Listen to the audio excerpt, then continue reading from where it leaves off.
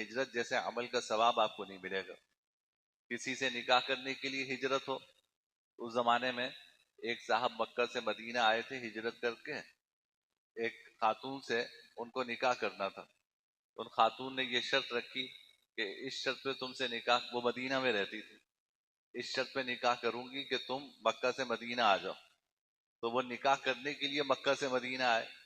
تو حضور نے فرمایا کہ دیکھو تمہیں نکاح تو ہو گیا تمہارا، اگر اللہ کے لیے یہ ہجرت کرتے تو تمہیں نہ جانے کتنا ثواب ملتا، اور نکاح تو ویسے ہی ہو جاتا.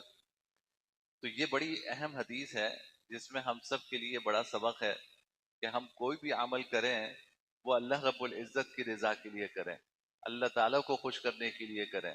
مخلوق خدا کو خوش کرنے کے لیے عمل کرنا یہ اپنے عمل کو ضائع کرتا ہے. جب آپ اللہ کے لیے کریں گے نا تو مخلوق خود ہی خوش ہو جائے گی. لیکن یہ بڑا گھاٹے کا سودا ہے کہ آپ